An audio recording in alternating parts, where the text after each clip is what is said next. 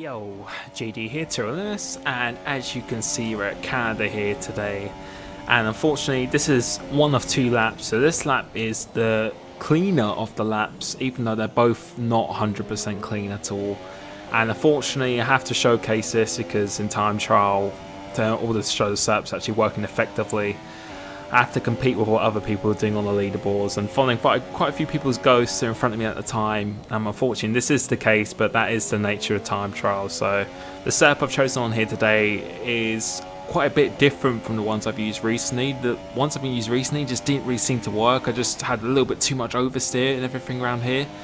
So this is just a lot more of a stability kind of setup, and it does work in terms of good straight line speed, but also getting good traction as well, which is really important around here. So this lap is a fairly good lap. As you could see, it's not 100% clean. This last chicane, you may think it's bad, but believe me, on the second lap I do, which is the real lap I do, it's pretty outrageous of what you can do in the track limit. So going through here, we do cut that corner, but not by a huge margin, not by much, maybe just a tyre's width from the white line.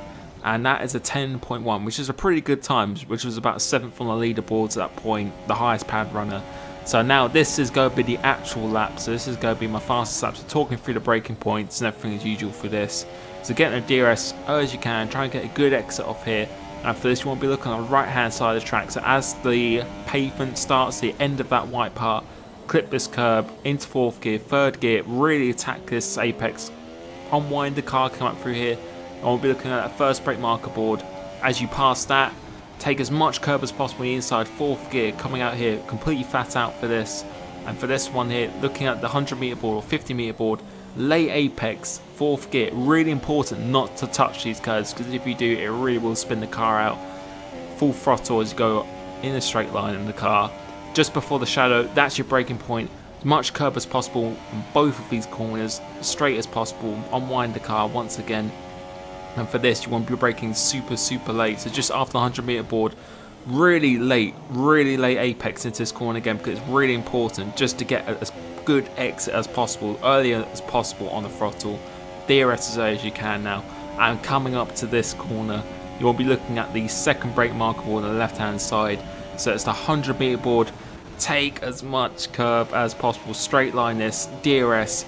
Stay as tight to the right as possible, shortest run to the line, and we've done a 10-0, and that was enough for 4th on the leaderboards, which I think the guys ahead of us, they're on the wheel round here. I lose most of my time in the middle sector through the fast left-right, or through the fast left-right and right-left corners. Lose a little bit of time through there, but as you can see, actually no, it's 5th on the leaderboard, apologise, so almost the same. I think we did do the same time as a VBR Raikkonen as well, so unfortunately that's what you have to do around here. But in order to show the setup works against other people, unfortunately that's what you have to do. And I don't think that's going to be used in league racing, this track, because that last corner is pretty much a joke of what you can do. So as you can see, we'll go loaded on the setup now, and it'll be quite a bit different from what we have done, what we have used in other tracks as well. So we're using 4.5 wing this time, which the reason why I've done that is because for straight line speed, importantly, but also for stability on the rear,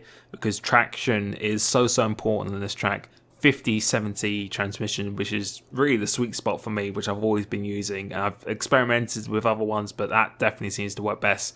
But now, suspension geometry, we're going back to 2013, so top 2 to the left, bottom 2 to the right. And that just gives you the maximum responsiveness as much as possible. So not really great traction, but maximum responsiveness.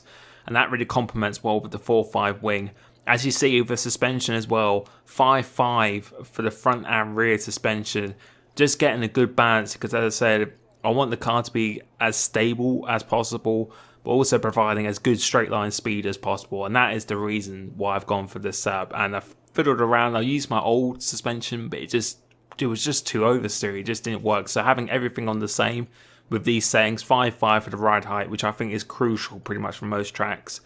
Brakes, same as usual. Weight distribution, I believe that's on 8, because since we're using a lower front wing, the rear's going to be more stable, so we can actually get away with actually throwing the car in as much as possible. And with the tyre pressures, we actually lowered it as well to get better traction rather than straight line speed. So a combination of straight line speed and traction for this setup, it works really, really well for me. I managed to do a 2 or a 1 U60 relatively cleanish compared to the other one. So hopefully you find that useful and you're enjoying the game still. And thanks for watching.